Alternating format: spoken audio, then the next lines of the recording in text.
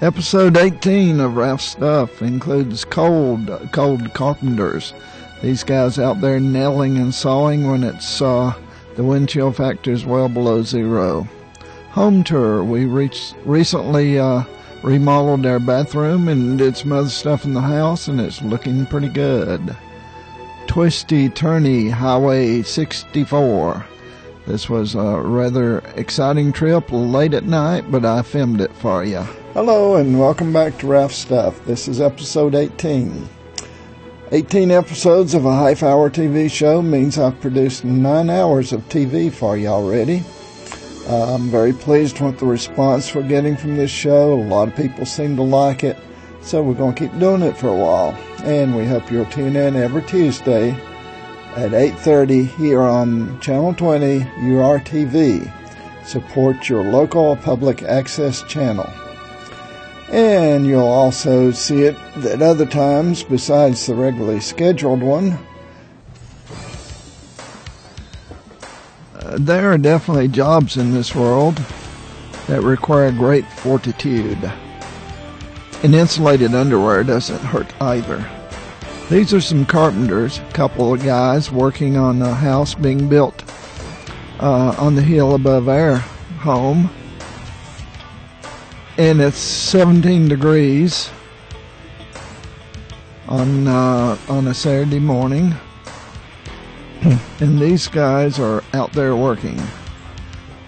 In addition to being a mere 17, the wind chill factor is probably about 86 below zero. It's very cold. I was out for 4 or 5 minutes doing this film. One reason it's so short is because I was freezing to death, and I had on a very well insulated coat. That's the house next to the one being built, and that one's also under construction. Interesting bay window, or it will be when they finish it.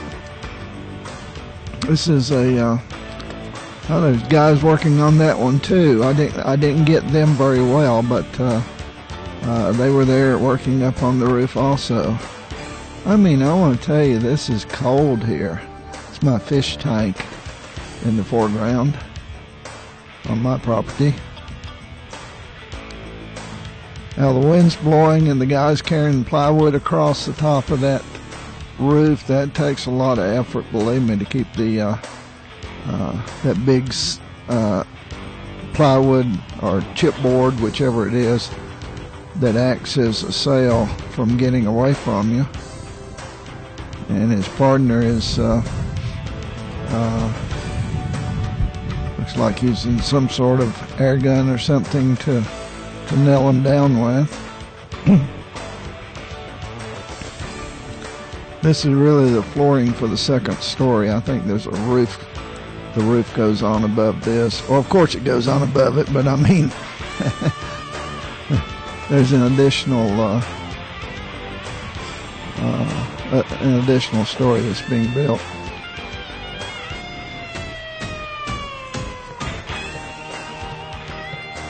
There. I've read in several articles that one of the best ways to increase the value of your home is to remodel the bathroom. And we just finished remodeling our downstairs bathroom just this very week. And I'm pleased to show it off. Now, as you'll note, it's got ceramic tile. We built a big walk-in shower because that's a lot more convenient than tubs. The tile, of course, goes all the way to the ceiling in the shower, but in the rest of the bathroom it goes up waist high. We also have a ceramic tile floor, and it's heated, and it's wonderful on a cold morning. 2 shower heads, 2 soap dishes.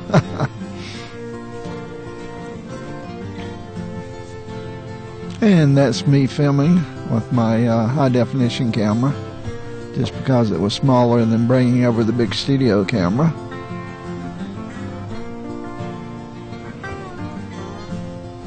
Another look into the shower door, which is rather elegant. Another mirror. Not going to show you the toilet. I don't like bathroom shows that show toilets. I mean, everyone knows it's in there. So I didn't show it. This used to be the dining room when I was growing up. I've lived in this house since I was 3 months old, 1946. It's always been my permanent residence. My sister and I grew up here.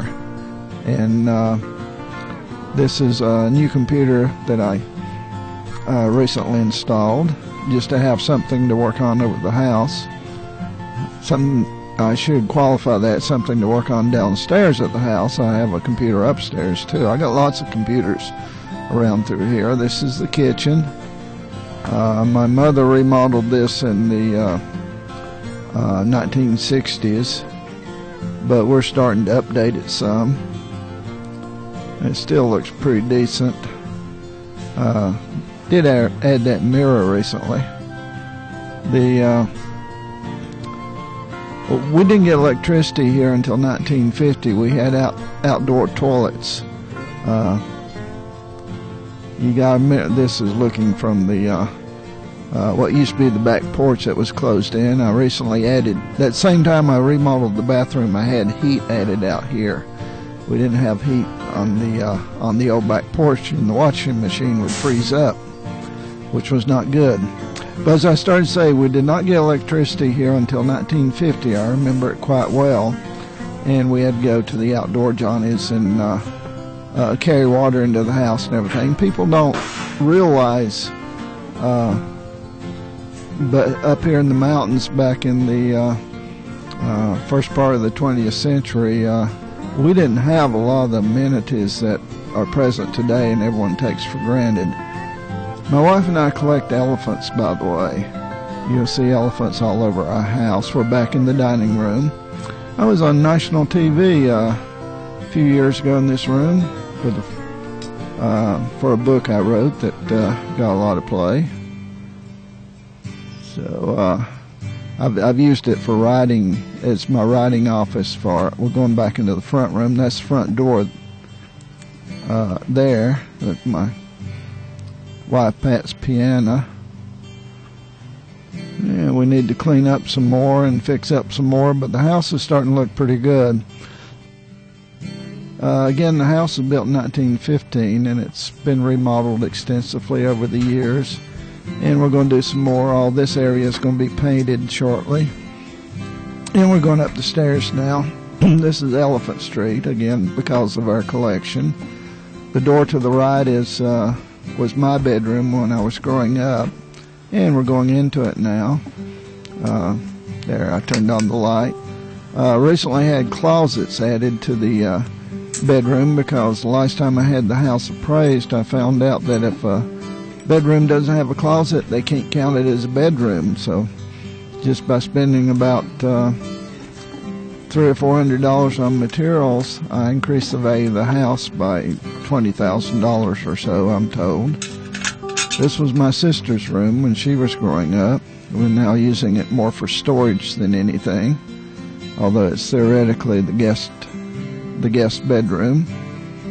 Could be cleaned up. Added a nice big closet to it. There we go. A view of that closet. It's a wonderful old house that meanders all over the place, and of course I've added to it over the years myself, and I'm continuing to do so. So now I'm going to open up the closet so we can see inside of it. And we're in the process of cleaning up the house and stacking junk in it, but I'll turn on the light. And that's what the closet looks like inside.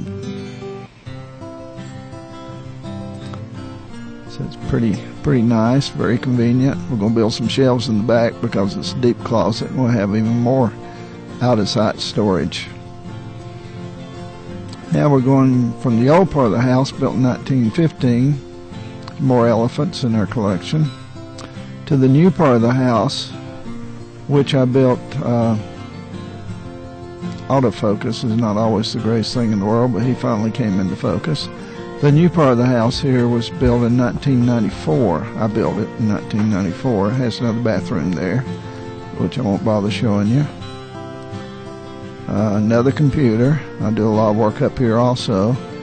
In addition to the computers in the house, I have 2 other buildings for our publishing company, and they have numerous computers in them, and everything's on network through all 3 buildings, and the phone system runs all 3 buildings.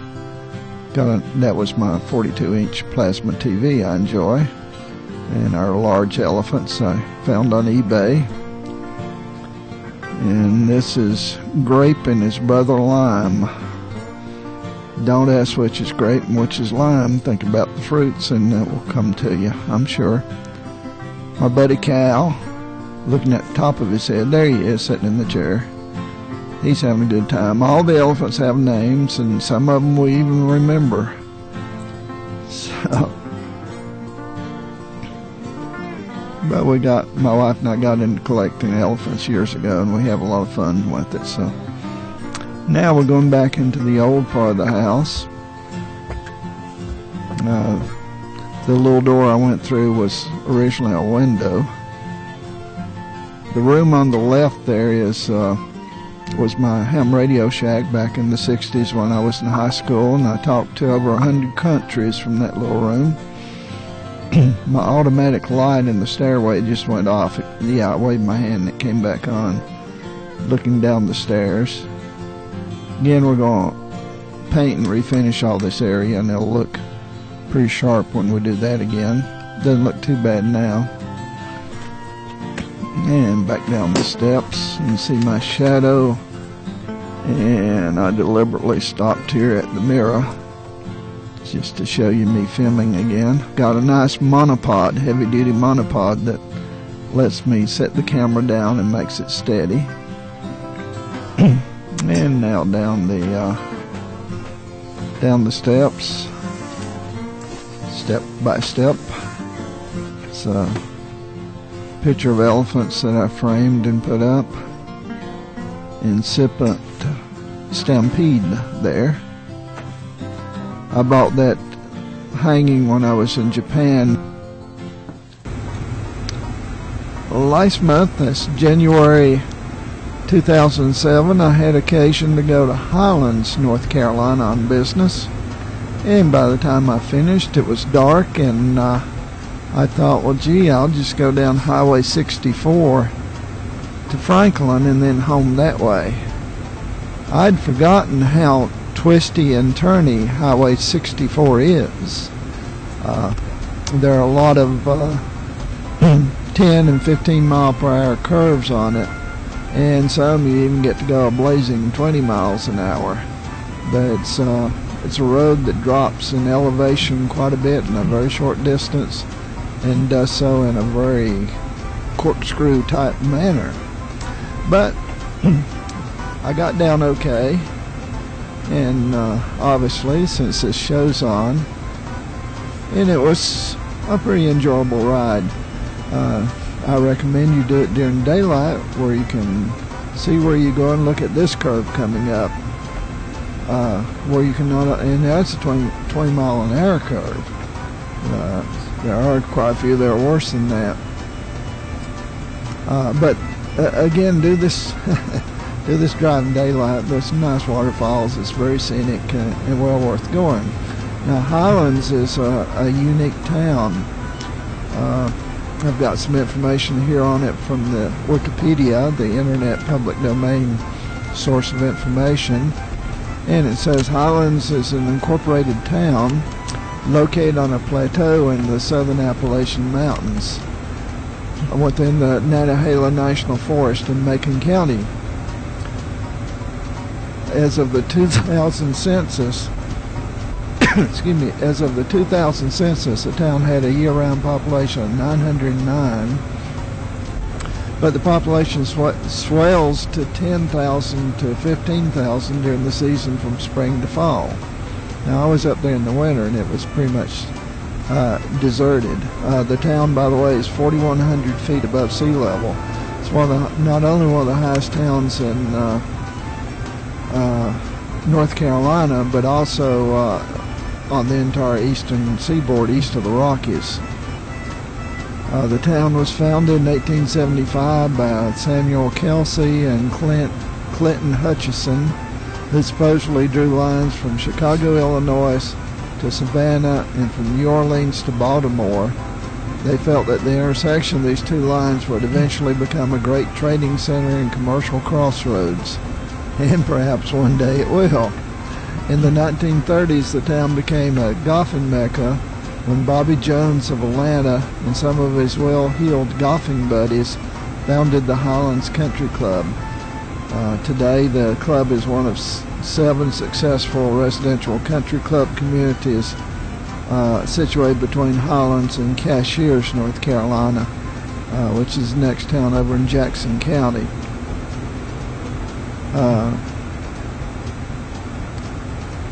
Highlands owes its cooler weather, and that applies to both summer and winter, to the fact that it straddles the eastern continental divide, giving it a much higher elevation above mean sea level at just over 4,100 feet.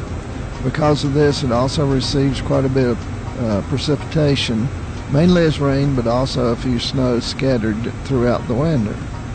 The town is dotted with many antique dealers, a well-known auction house, restaurants, 6 of which have received awards, one of which I ate supper in, by the way, and it was quite good, shops, inns, as well as several buildings on the National Register of Historic Places. There are 4 theaters and numerous other attractions. Theaters being the ones where the guys and gals walk out on the stage and say their lines. Many people love to experience the spectacular trails that Highlands has to offer for hiking. As Highlands is in such a mountainous area, there are many ideal places to hike. With Highlands also being home to various waterfalls, many hiking trails lead to a waterfall. Glen Falls is an example of this beautiful scenery alongside the roaring falls.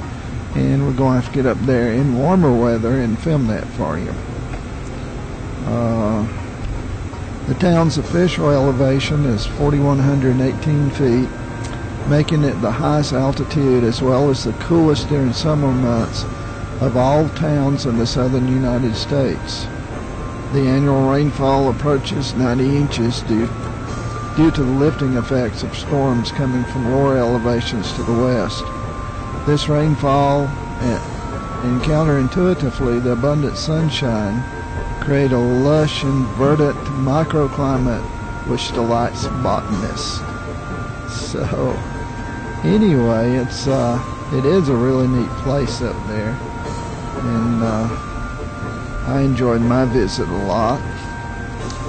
Highlands, of course, is located in Macon County in western North Carolina. Macon County, as of 2000, the population was 29,811, and its county seat is Franklin, so it's a rather sparsely settled county, except around Franklin if you've been there recently. It's a bit crowded. And the reason is it's very mountainous, and quite a bit of the county is government-owned land, so the national forest and so forth. The county was formed in 1828 from the western part of Haywood County, and it was named for Nathaniel Macon, who represented North Carolina in the United States House of Representatives from 1791 to 1815. Serving as Speaker of the House from 1801 to 1807, and then he was in the United States Senate from 1815 to 1828. In 1839, the western part of Macon County became Cherokee County. In 1851, parts of Macon County and Haywood County were combined to form Jackson County. Now that's something that I didn't realize. I'd always assumed that Jackson County came before Macon County, but it wasn't so.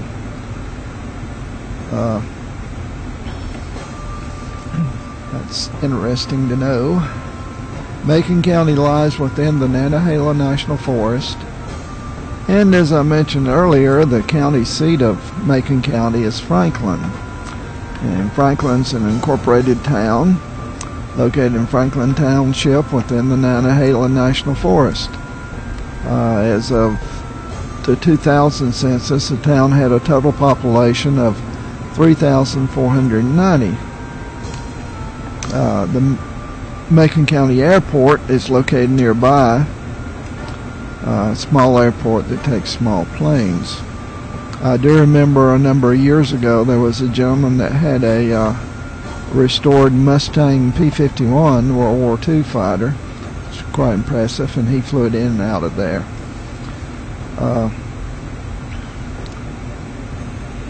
The present-day site of Franklin occupies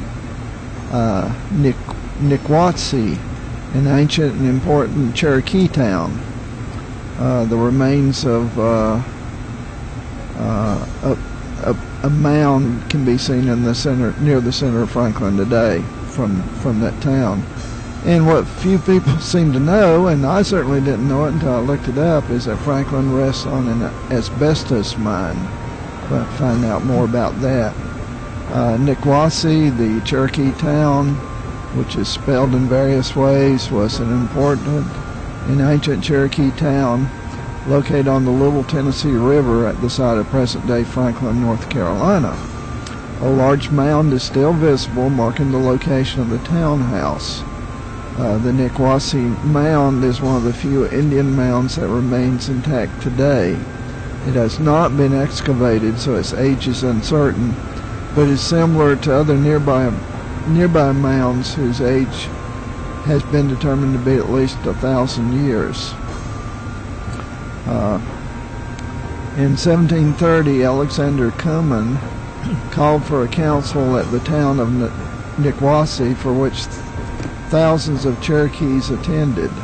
Afterwards, 7 Cherokee went with Cumming to visit England. In 1761, British forces destroyed the houses and fields of Niquotsee and used the townhouse on top of Niquotsee Mound as a field hospital. After the troops left, the Cherokee returned and rebuilt the town. Niquotsee was again destroyed in 1776 by American troops led by Griffith Rutherford, and again the town was reoccupied. Treaties in 1817 and 1819 ceded the land around Niquotsee to North Carolina, and white settlers were granted 4,000 acres where they created the town of Franklin. So that's the history of Macon County. An additional part of history, much more recent,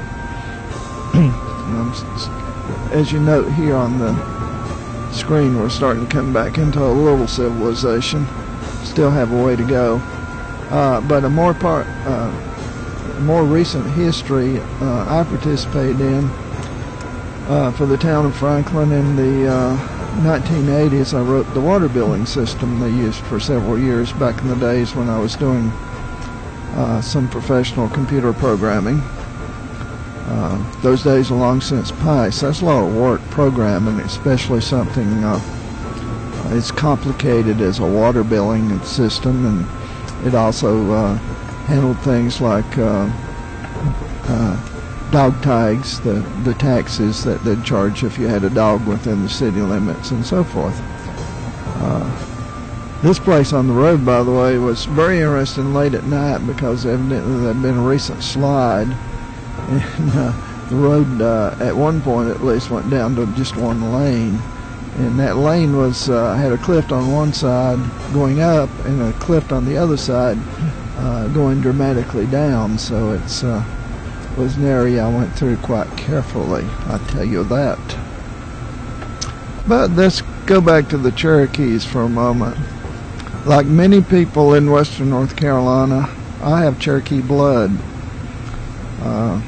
There was a lot of intermarrying in the early 1800s and so forth, and I'm proud of my Cherokee heritage. The Cherokee were, of course, a people living in North America, in eastern North America, who at the time of European contact in the 16th century inhabited what is now the eastern and southeastern United States. Most were forcefully removed westward in the early 19th century. They were one of the tribes referred to as the 5 civilized tribes. According to the 2000 U.S. Census, they are the most numerous of the 563 federally recognized American Indian tribes in the United States. Of course, the Cherokees that are on the Cherokee Indian Reservation and live in western North Carolina are descended from those who did not take the Trail of Tears and let the government remove them to Oklahoma. And they've been rewarded in recent times with their very own casino. So they're still out there scalping the white eyes. Turn right on US and in 64. fact, I've been there and came away with a few dollars less myself. But it's fun to do things like this sometimes. Today, several Cherokee nations and bands are recognized by the U.S. government, and representing 250,000 Cherokees. Cherokees have headquarters in Oklahoma, which is the Cherokee Nation, and the United Keetoowah Band of Cherokee Indians, and at Cherokee, North Carolina, which is the Eastern Band of Cherokee Indians. But there are also state-recognized Cherokee tribes in Georgia, Kentucky, Missouri, and Alabama. And other small and non-federally recognized Cherokee organizations are located in Arkansas, Missouri, Tennessee, and various other locations in the United States. A large community has developed in California since the early 20th century by migrations of Cherokee and other American Indians during the Dust Bowl in the 1930s. And thank you for riding along, and we'll see you next time.